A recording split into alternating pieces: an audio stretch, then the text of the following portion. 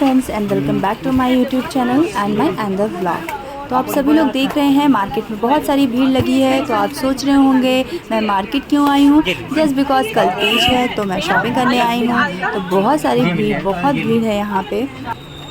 तो सभी लोग अपनी अपनी शॉपिंग कर रहे हैं क्योंकि तीज की तैयारी सभी को करनी है। तो मैं तीज के एक दिन पहले यानी रात में आई हुई हूँ शॉपिंग करने। तो अब आप देख सकते हैं भीड़ है और मेरी शॉपिंग ऑलमोस्ट हो चुकी है क्योंकि मुझे बहुत ज़्यादा चीज़ें नहीं लेनी थी। तो मैंने जो भी है थोड़ा बहुत ले लिया है और लेके मैं घर को निकल रही हूँ थोड़ी देर में। तो आप देखिए बस मैं थोड़ी ही देर में यहाँ से जाऊँगी। संजय कुमार का एक बार हेलो हाय हैप्पी तो तीज। फ्रेंड्स आप सभी को तीज की बहुत बहुत बधाई।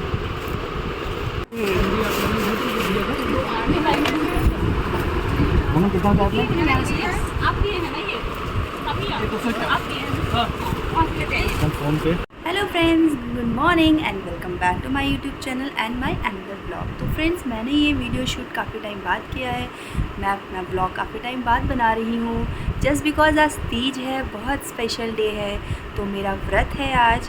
तो फ्रेंड्स सारे लोग, मेरे बच्चे दोनों स्कूल जा चुके हैं और मेरे हस्बैंड क्लिनिक जा चुके हैं। तो अब मैं बैठी हूँ और मैंने आज मेहंदी नहीं लगाई है इसलिए क्योंकि रात में मैं अपने बेबी को सुला रही थी। सोचा कि मेरा छोटा बेटा सो जाएगा फिर मैं मेहंदी लगाऊंगी, लेकिन उसको सुलाने के चक्कर में मैं खुद ही सो गई। तो मैंने अपने हाथों में मेहंदी नहीं लगाई है। तो अभी मेरे बच्चे स्कूल जा चुके हैं तो मैं सोच रही हूँ मेहंदी थोड़ा सा लगा ही लूँ और फिर उसके बाद क्योंकि मेरे बच्चे आ जाएंगे फिर उनके एग्ज़ाम्स चल रहे हैं तो इस वजह से मैं फिर से मेहंदी वगैरह नहीं लगा पाऊँगी। तो इस वजह से मैं अभी मेहंदी लगाने जा रही हूँ। और आप सभी को हैप्पी तीज फ्रेंड्स। और सभी लोगों के लिए आज का दिन बहुत अच्छा होगा जिन्होंने आज तीज का व्रत रखा होगा, क्योंकि तीज का व्रत तो बहुत स्पेशल होता है। खैर व्रत तो सारे स्पेशल होते हैं लेकिन तीज का व्रत इसलिए स्पेशल है क्योंकि ये मैंने रखा है तो ये मज़ाक था। तो खैर सभी लोगों ने व्रत रखा है, होगा भी क्योंकि आज तीज है। तो आपसे मिलते हैं कुछ समय बाद फ्रेंड्स, क्योंकि अभी तो मैं मेहंदी लगाने जा रही हूँ क्योंकि मेरे बच्चे आ जाएंगे तो वो मुझे मेहंदी बिल्कुल नहीं लगाने देंगे क्योंकि उनके पास बहुत सारे मेरे लिए काम होते हैं। भाई मुझे अपने बच्चों को खाना खिलाना होता है और अभी वो स्कूल से थोड़ी ही देर में आ भी जाएंगे क्योंकि मेरा छोटा बेटा ज़्यादा टाइम तक स्कूल नहीं जाता। हाँ वो अभी 11 बजे तक घर आ जाएगा। तो फ्रेंड्स फिर मिलते हैं आपसे थोड़ी ही देर बाद। आपको आगे का ब्लॉग पूरा शूट करके मैं दिखाऊंगी कि पूरे दिन मैंने क्या किया और कैसे पूजा होती है इस तीज के व्रत में। मैं सभी कुछ आपको शूट करके ज़रूर दिखाऊंगी फ्रेंड्स। फिर मिलते हैं फ्रेंड्स थोड़ी ही देर बाद आपसे और तब तक के लिए टाटा बाय बाय। तो फ्रेंड्स मैंने मेहंदी लगा ली है, अभी दोनों हाथों में नहीं लगाया है, सिर्फ एक हाथ में लगाया है। तो मैं आपको भी दिखाती हूँ अपनी मेहंदी क्योंकि मुझे मेहंदी नहीं लगाने आती, तो जैसी लगाने आती है मैंने लगा ली। तो आप देख सकते हैं मेरी मेहंदी, मैं आपको अभी दिखा रही हूँ। आप देख सकते हैं ये मेरी मेहंदी है जो मैंने लगाई है। बहुत टाइम नहीं है मेरे पास और मुझे ज़्यादा मेहंदी लगानी भी नहीं आती। तो आप देख सकते हैं ये है मेरी मेहंदी जो अभी सिर्फ एक हाथ में लगी है और मुझे दूसरे हाथ में अभी लगानी है, लेकिन जब ये सूख जाएगी फिर मैं लगाऊंगी अपने दूसरे हाथ में मेहंदी। तो ये रही मेरी मेहंदी।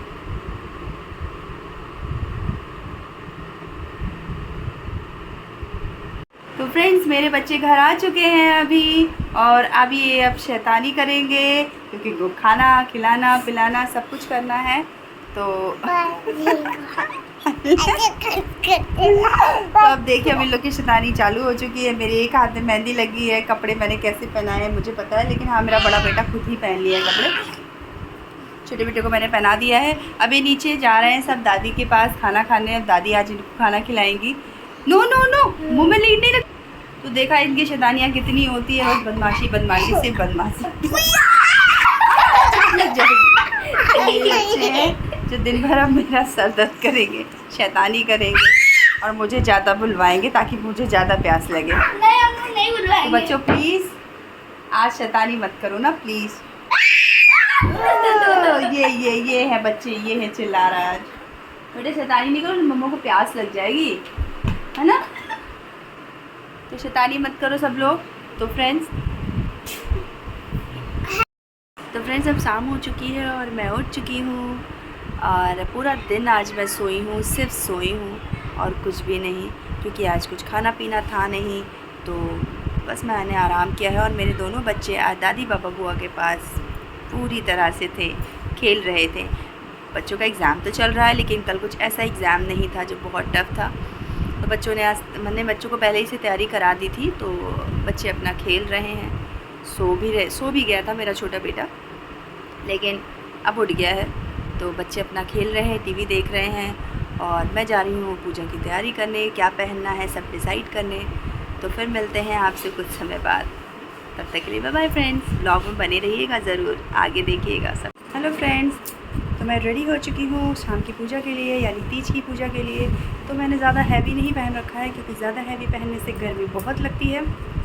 तो थोड़ा ही सही मैं तैयार हुई हूँ और बहुत नॉर्मल सी साड़ी पहनी है, क्योंकि बहुत गर्मी है। तो आप देख सकते हैं, मेरे फेस से पता चल रहा होगा गर्मी है।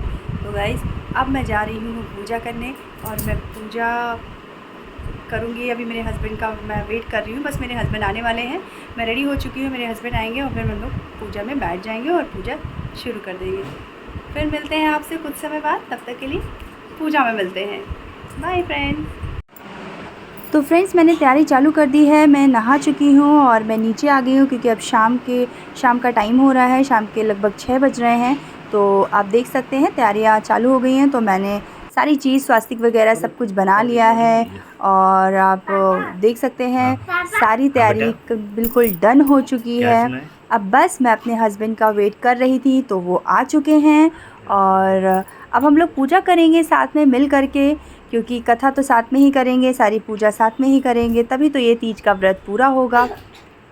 तो सभी लेडीज़ों से कहती हूँ कि हरितालिका तीज की आपको बहुत बहुत बधाई हो, और जिन्होंने तीज का व्रत रखा हो वो पूरी विधि विधान से ये पूजा करे शिव जी और पार्वती जी की, क्योंकि मेरे शिव जी तो आ गए हैं और मैं जा रही हूँ साथ में पूजा करने। तो मिलते हैं फिर पूजा में, और आप देखिए मैं पूजा कैसे करती हूँ, तो आप देख सकते हैं ये सब चीज़ें। तो फ्रेंड्स अब हम पूजा करने चालू करने जा रहे हैं। तो मेरी पूरी तैयारी हो चुकी है, अब दिया जलाएंगे, बाकी सारी पूजा करेंगे, कथा पढ़ेंगे पूरी, और फिर आपको सारी पूजा दिखाएंगे। तो आप देख सकते हैं सारी तैयारी हो गई है।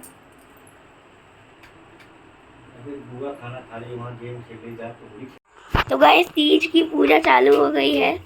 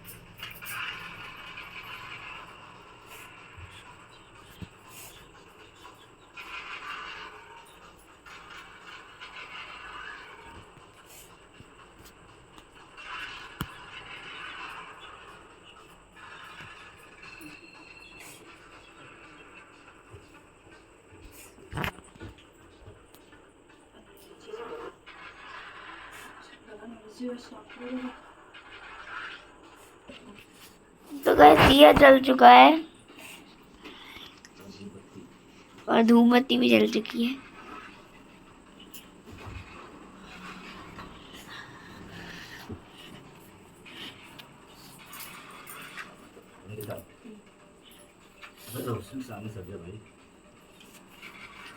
रोशनी सामने से हट जाओ। ठीक है।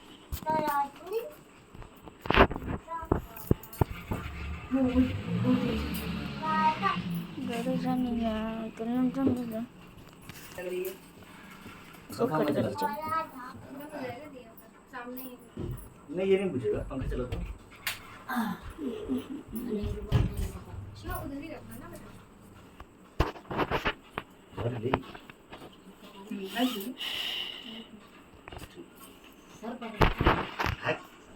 नहीं भाई, ऐसे ही रखे, बस ऐसे ही, बस।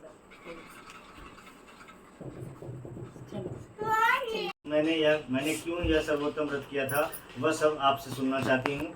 शिव जी बोले, हिमालय नामक एक उत्तम महान पर्वत है। उसके आसपास तरह तरह की भूमियाँ हैं, तरह तरह के वृक्ष लगे हुए हैं। अनेकों प्रकार के पक्षी और पशु उस पर निवास करते हैं। वहाँ गंधर्वों के साथ बहुत से देवता, सिद्ध चारण और पक्षीगण सर्वदा प्रसन्न मन से उतरते हैं। वहाँ पहुँचकर गंधर्व गाते हैं, अप्सराएं नाचती हैं। उस पर्वतराज के कितने ही शिखर स्फटिक रत्न और वैदुर्य मणि आदि खानों से भरे हुए हैं। उस पर्वत की चोटियाँ इतनी ऊंची हैं कि मानो कि मित्र के घर की तरह समझकर आकाश को छू रही हैं। उसकी सभी चोटियाँ सर्वदा बर्फ से ढकी रहती हैं और गंगा की जल ध्वनि भी सदा सुनाई देती रहती है। हे पार्वती, तुमने उनकी बाल्यावस्था में 12 वर्ष पर्यंत कठोर तप किया और उल्टी टंकर केवल धुआं पी कर रही। 64 वर्ष तक केवल सूखे पत्ते खाकर रही। माघ महीने में जल में खड़ी हो तप किया और वैशाख अग्नि का सेवन किया। सावन में तुम भूखी प्यासी रहकर मैदान में बैठी रहती थी। तुम्हारे पिताजी तुम्हें इस प्रकार के कष्टों में देखकर बड़े दुखी हुए। वे चिंता में पड़ गए कि मैं अपनी कन्या किसको दूं। उसी समय श्रेष्ठ मुनि नारद जी वहां आ पहुंचे। श्रेष्ठ मुनि श्री नारद जी उस समय तुम्हें देखने को गए थे। नारद जो आदि आसन देकर गिरी ने उनसे कहा, हे स्वामी, आप किस लिए आए हैं? मेरा अहोभाग्य है, आपका आगमन मेरे लिए अच्छा है। श्री नारद मुनि बोले, हे पर्वतराज, मुझे स्वयं विष्णु भगवान ने आपके पास भेजा है। आपकी यह कन्या रत्न है। किसी योग्य वर को समर्पण करना ही उत्तम है। संसार में ब्रह्मा, इंद्र और शिव इत्यादि देवताओं में विष्णु श्रेष्ठ माने जाते हैं। इन्हें ही अपनी कन्या देना उत्तम है। मेरी तो यह सम्मति है। हिमालय बोले, देवादिदेव भगवान विष्णु स्वयं मेरी कन्या के लिए प्रार्थना कर रहे हैं और आप यह संदेशा लेकर आए हैं, तो मैं उन्हें अपनी कन्या दूंगा। यह सुनकर मुनिराज वहाँ से अंतर्धान होकर पीताम्बर, शंख, चक्र और गदाधारी भगवान विष्णु के पास पहुँचे। वहाँ हाथ जोड़कर नारद जी ने भगवान विष्णु से कहा, हे देव, मैंने आपका विवाह पक्का कर दिया। उधर हिमालय राज ने पार्वती के पास जाकर कहा कि हे पुत्री, मैंने तुम्हें भगवान विष्णु के प्रति देने का विचार कर लिया है। तब पिता की बात सुनकर तुम बिना उत्तर दिए ही अपनी सखी के घर चली गई और अत्यंत दुखित होकर पृथ्वी पर गिर पड़ी और विलाप करने लगी। तुमको इस प्रकार विलाप करते हुए देखकर तुम्हारी सखी ने पास आकर पूछा, हे देवी, तुम्हें क्या दुख है? मुझसे कहो, तुम्हारी जो कुछ इच्छा होगी मैं यथाशक्ति उसको पूरी करने की चेष्टा करूँगी। पार्वती बोली, सखी, मुझे प्रसन्न करना चाहती हो तो मेरी जो कुछ अभिलाषा है उसे प्रेम पूर्वक सुनो। मैं एकमात्र शिव जी को अपना पति बनाना चाहती हूँ। इसमें कुछ भी संशय नहीं है, लेकिन मेरे पिताजी ने इसके विपरीत करना चाहते हैं। इससे मैं शरीर को त्याग दूंगी। पार्वती की इस बात को सुनकर सखी ने कहा, पार्वती, तुम घबराओ नहीं। हम दोनों यहाँ से निकलकर ऐसे वन में पहुँच जाएंगी जिसे तुम्हारे पिताजी जान ही नहीं सकेंगे। ऐसी सलाह कर तुम वैसे वन में जा पहुँची। उधर तुम्हारे पिता तुम्हें घर में ना पाकर घर घर तुम्हें खोजने लगे। दूतों द्वारा भी खबर लेने लगे कि कौन देवता या दानव या किन्नर मेरी पुत्री को हर ले गया। मैंने नारद के आगे विष्णु जी के प्रति कन्या देने की प्रतिज्ञा की थी। अब मैं क्या दूंगा? ऐसा सोचते सोचते मूर्छित हो गए। गिरिराज को मूर्छित देखकर सब लोग हाहाकार करते दौड़ पड़े और जब होश हुआ तो सब पूछने लगे कि पर्वतराज, आप अपनी मूर्छा का कारण बताइए। और गिरिराज ने कहा, आप सब लोग मेरे दुख का कारण सुनो। ना मालूम कौन मेरी पुत्री को हर ले गया है, अथवा किसी काले सर्प ने उसे काट लिया है या सिंह बाघ ने उसे खा लिया है। पता नहीं मेरी कन्या कहाँ चली गई है, किस दुष्ट ने उसे हर लिया है। ऐसा कह वे वायु झोंके से कांपते हुए वृक्ष के समान कांपने लगे। इसके बाद गिरिराज तुम्हें वन वन खोजने लगे। वह वन भी सिंह, भालू आदि हिंसक जंतुओं से भरे हुए थे। इधर अपनी सखी के साथ तुम भी उस भयानक वन में चलती चलती एक ऐसी जगह जा पहुंची जहां एक सुंदर नदी बह रही थी और उसके तट पर एक बड़ी गुफा थी। जिसे तुमने देखा, तुमने उसी गुफा में आश्रय लिया और मेरी एक बालिकामयी प्रतिमा बनाकर अपनी सखी के साथ निराहार रहकर तुम मेरी आराधना करने लगी। उस दिन भ्राद्र शुक्ल पक्ष की हस्तयुक्त तृतीया थी। तब तुमने मेरा विधिवत पूजन किया और रात भर जागकर बाजों तथा गीतों के साथ मुझे प्रसन्न करने मिलता है। उस व्रतराज के प्रभाव से मेरा आसन डगमगा गया। तब तत्काल मैं उस स्थान पर जा पहुंचा जहाँ की तुम अपनी सखी के साथ रहती थी। वहाँ पहुंचकर मैंने तुमसे कहा कि मैं तुम पर प्रसन्न हूँ, वर मांगो। तब तुमने मुझसे कहा, यदि आप मुझ पर प्रसन्न हैं तो मेरे पति बने। मेरे तथास्तु कहकर कैलाश पर्वत पर वापस आने पर तुमने मेरी मूर्ति का नदी में विसर्जन किया और सची के साथ उस महाव्रत का पालन किया। तुम्हारे पिताजी भी तब तक तुम्हें खोजते हुए उस वन में आ पहुँचे। चारों दिशाओं में तुम्हें खोजते खोजते वो व्याकुल हो चुके थे, इसीलिए तुम्हारे आश्रम के समीप पहुँचते ही गिर पड़े। थोड़ी देर के बाद जब उन्हें होश आया तो उन्होंने नदी के तट पर 2 कन्याएं देखी। देखते ही उन्होंने तुम्हें छाती से लगा लिया और बिलख कर रोते हुए तुमसे पूछने लगे कि पुत्री, तुम सिंह, व्याघ्र आदि जंतुओं से भरे वन में क्यों आ पहुंची? तब तुमने उत्तर दिया, हे पर्वतराज, आप मुझे विष्णु जी को देना चाहते थे, परंतु मैंने पहले ही अपने आप को शिव जी के हाथों सौंप दिया। आपकी यह बात मुझे अच्छी नहीं लगी, इसीलिए मैं यहाँ चली आई। पर्वतराज ने सांत्वना दिया कि हे पुत्री, मैं तुम्हारी इच्छा के विरुद्ध तुम्हारा विवाह कहीं और ना करूँ, तुम्हें अपने साथ घर ले आए और मेरे साथ तुम्हारा विवाह कर दिया। इसी से तुमने मेरा अर्धासन पाया है। तब से आज तक किसी के सम्मुख मुझे यह व्रत प्रकट करने का अवसर ही नहीं प्राप्त हुआ। हे देवी, मैं यह बताता हूँ कि इस व्रत का नाम हरितालिका क्यों पड़ा। तुमको सखियाँ हर ले गई थी, इसी से हरितालिका नाम पड़ा। पार्वती जी बोली, हे प्रभु, आपने इसका नाम तो कहा, कृपा करके इसकी विधि भी कहिए। इसके करने का क्या फल है, कौन सा पुण्य है और यह व्रत कौन करे? श्री शिव जी बोले, हे देवी, यह व्रत सौभाग्यवर्धक है। जो स्त्री अपने सौभाग्य की रक्षा करना चाहती हो वह यत्नपूर्वक इस व्रत को करे। सबसे पहले दलिनी के खंभे आज से सुशोभित वेदी की रचना करे। उसमें रंग रंग के रेशमी कपड़ों पे चंदमा लगाकर चंदन आदि सुगंधित द्रव्यों से वह वेदी लिपावे। फिर शंख मृदंग आदि बजाते हुए अपने सगे संबंधियों के साथ एकत्रित होकर तरह तरह के मंगलाचार करते हुए उस मंडप में हम दोनों की प्रतिमा स्थापित करें। बहुत से पुष्पों के द्वारा गंध धूप आदि से हमारा पूजन करें। फिर नाना प्रकार के मिष्टान आदि और नैवेद्य समर्पित करें और रात भर जाग कर जागरण करें। पुष्प, गंध और धूप के अलावा नारियल, सुपारी, जम्भीरी, नींबू, लौंग, अनार, नारंगी आदि जो फल यथासंभव प्राप्त हो सके उसे इकट्ठा कर लें। उस ऋतु में जो फल और फूल मिल सके उन्हें विशेष रूप से रखे। फिर धूप दीपादि के साथ निम्नलिखित मंत्रों का उच्चारण करता हुआ उसका पूजन करें। मंत्र यह है, शिव शांति पंचमुखी सूली नंदी भृंगी महाकाल गणों से युक्त शंभु, आपको नमस्कार है।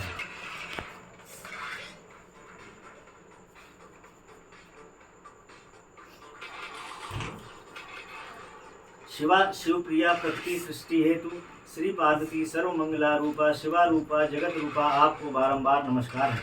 हे शिवे नित्य कल्याणकारिणी जगदम्बे शिव स्वरूपे, आपको बारंबार नमस्कार है। आप ब्रह्मचारिणी हो, जगत की धात्री सिंहवासिनी हो, आपको नमस्कार है। संसार के सब भय और संतापों से मेरी रक्षा कीजिए। हे महेश्वरी पार्वती जी, जिस कामना हेतु हमने आपका व्रत किया है हमारी वह कामना पूर्ण करें। राज्य, सुख, संपत्ति और वैभव प्रदान करें। शंकर जी बोले, हे देवी, तदंतर विधि पूर्वक कथा सुने और ब्राह्मण को वस्त्र, गौ, सुवर्ण आदि देवे। इस तरह एकचित होकर सभी स्त्री पुरुष दोनों एक साथ पूजन करें। हे देवी, जो स्त्री इस प्रकार पूजन करती है वह सब पापों से छूट जाती है और उसे 7 जन्म तक सुख और सौभाग्य प्राप्त होता है। जो स्त्री भादों के शुक्ल पक्ष की तृतीया के दिन यह व्रत धारण नहीं करती, आहार कर लेती है, वह 7 जन्मों तक बंध्या रहती है एवं जन्म जन्म विधवा हो जाती है। वह सदा दरिद्री पुत्र शोक से शोकाकुल स्वभाव की लड़ाकी, सदा दुख भोगने वाली होती है और उपवास न करने वाली स्त्री अंत में घोर नरक में जाती है। तीज को अन्न खाने से सुकरी, फल खाने से बंदरिया, पानी पीने से गोंक, दूध से सापिन, मांसाहार खाने से बाघिन, दही खाने से बिल्ली, मिठाई खाने से चींटी, दूध और अन्य चीज़ें खाने से मक्खी बन जाती है। लेके आओ वही कुछ इनको। उस रोज सोने से अजगरी और पति को धोखा देने पर मुर्गी हो जाती है। शिव जी बोले, इस कारण सभी स्त्रियों को प्रयत्नपूर्वक सदा यह व्रत करते रहना चाहिए। दूसरे दिन सुवर्ण, चांदी, तांबा तथा बांस के पात्र में अन्न भरकर ब्राह्मण को दान दें और पारण अर्थात भोजन करें। हे देवी, जो स्त्री इस प्रकार व्रत करती है वह मेरे समान पति पाती है और मृत्यु के समय मेरा सानिध्य प्राप्त करती है। उसे सब प्रकार के सांसारिक भोग और सामिप्य मुक्ति भी मिल जाती है। इस हरितालिका की व्रत कथा मात्र सुन लेने से प्राणी को 1000 अश्वमेघ और सैकड़ों वाजपेयी यज्ञ करने का फल प्राप्त होता है। हे देवी, मैंने यह आपको सर्वश्रेष्ठ व्रत का महात्म्य सुनाया है और जिसके करने से प्राणी सब पापों से छूट जाता है, इसमें कुछ भी संशय नहीं है। इस प्रकार हरितालिका व्रत की कथा। अक्षमाला वनमाला मुंडमाला धारी, चंदन मृग मद सोहे भाले शशिधारी। ओम जय शिव ओंकारा, श्वेतांबर पीतांबर बाघांबर अंगे। सनकादिक ब्रह्मादिक भूतादि संगे। ओम जय शिव ओंकारा, करके मध्य कमंडलु चक्र त्रिशूल धरता। जग करता जग हरता, जग पालन करता। ओम जय शिव ओंकारा, ब्रह्मा विष्णु सदा शिव जानत अविवेका। करके मध्य कमंडलु चक्र त्रिशूल धरता। जग करता जग हरता, जग पालन करता। ओम जय शिव ओंकारा, ब्रह्मा विष्णु सदा शिव जानत अविवेका। प्रणवाक्षर में शोभित ये तीनों एका। ओम जय शिव ओंकारा, कृष्ण शिव जी की आरती तो कोई नर गावे। कहत शिवानंद स्वामी सुख संपत्ति पावे। ओम जय शिव ओंकारा, ओम जय शिव ओंकारा, ओम जय शिव ओंकारा।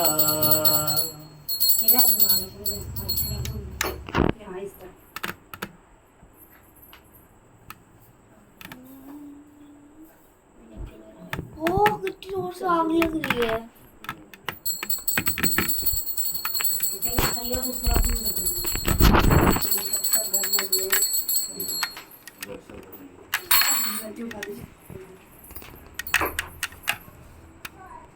स्टॉप कर दें यहाँ से, वीडियो बन गया। स्टॉप करें वीडियो। स्टॉप।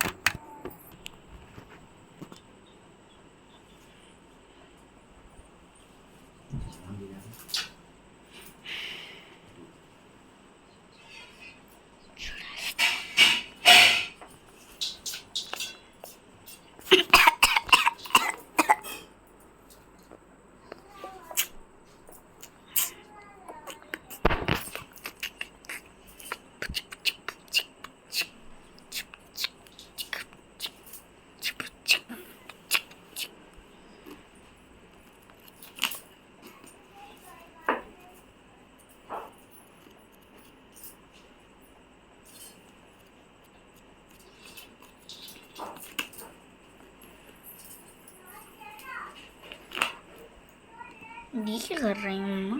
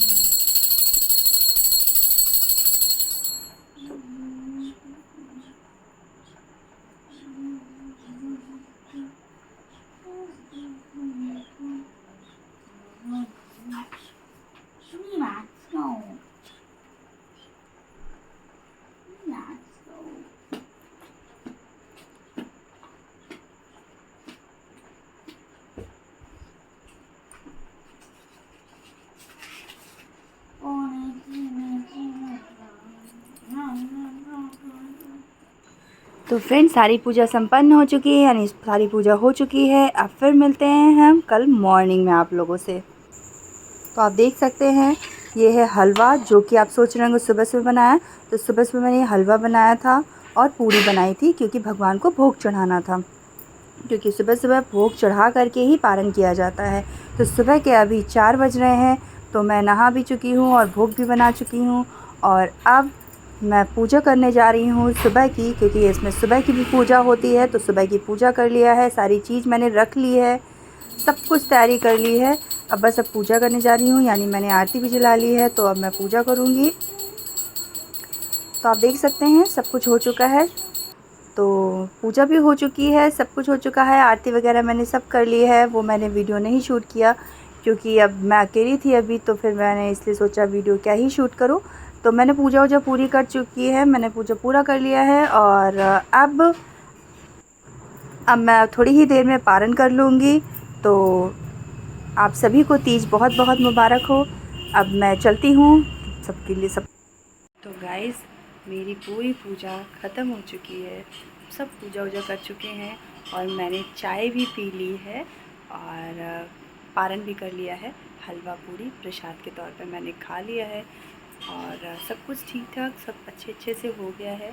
तो गाइस, ये हमारा ब्लॉग कैसा लगा, लास्ट तक आपने देखा और प्लीज़ कमेंट करके बताइएगा कि कैसा लगा। मैंने सब कुछ इसमें डाला है, आप ज़रूर देखिए और ज़रूर कमेंट करिए हो सके तो आपको मेरा ब्लॉग कैसा लगा ये ज़रूर बताइएगा। फिर मिलते हैं आपसे कुछ समय बाद एक नए ब्लॉग के साथ। तब तक के लिए सबको बाय बाय और happy Teej all of you beautiful ladies. Bye.